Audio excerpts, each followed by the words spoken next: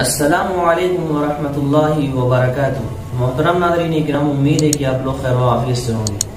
सवाल जवाब की इस महफिल में आपका इस्तकबाल है। सवाल यह है कि ईद उल अज़हा की नमाज में इमाम ने दूसरी रकात के अंदर 3 तकबीर ज़ायद कहे बगैर रुकू में चला गया।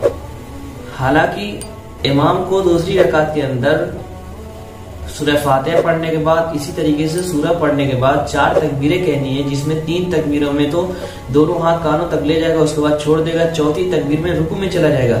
लेकिन इमाम तकबीर ज़ायद भूल गया। अब इमाम क्या करे? तो इसका जवाब यह है कि अगर इमाम पहली रकात के अंदर तकबीर ज़ायद भूल जाए और उसे सूरह फातिहा और सूरह पढ़ने के बाद याद आए, इसी तरीके से दूसरी रकात के अंदर तकबीर ज़ायद भूल गया और उसे रुकू के अंदर याद आया, तो इमाम तकबीरें नहीं कहेगा। होना ये चाहिए कि वो सजदे सहव करे ताकि तलाफी हो सके। लेकिन फुकाहा ने कहा है कि भीड़ भाड़ जब हो जाए, क्योंकि कसरत भीड़ की बिना पर अब यहाँ सजदे सहव साकित हो जाएगा। फुकाहा ने जुमा के अंदर और ईदैन के अंदर सजदे सहव करने से मना किया है, इसलिए कि भीड़ की वजह से सजदे सहव करने में नमाज के अंदर एक तरह का खलल वाक़ होगा। तो सजदे सहव इस सूरत में यानी ईदैन में और इसी तरीके से जुमा के अंदर माफ है।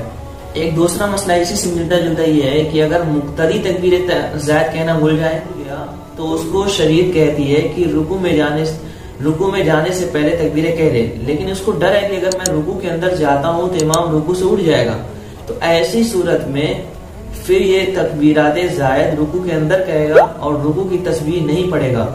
अगर तकबीरात ज़ायद रुकू के अंदर कहते कहते इमाम रुकू से उठ गया तो अब जितनी तकबीर रह गई होंगी वो उसके जिम्मे से खत्म हो गई, अब उसको दोबारा कहना नहीं है। ये सवाल करने वाले थे शरीफ आलम साहब जाजमऊ कानपुर। अगर आप हमारे इस चैनल पर नए हैं तो हमारे इस चैनल को जरूर सब्सक्राइब करें ताकि हर वीडियो आप तक वक्त पे पहुंचती रहे, कोई वीडियो आपसे मिस ना होने पाए। अस्सलामु अलैकुम वरहमतुल्लाहि वबरकातुहू।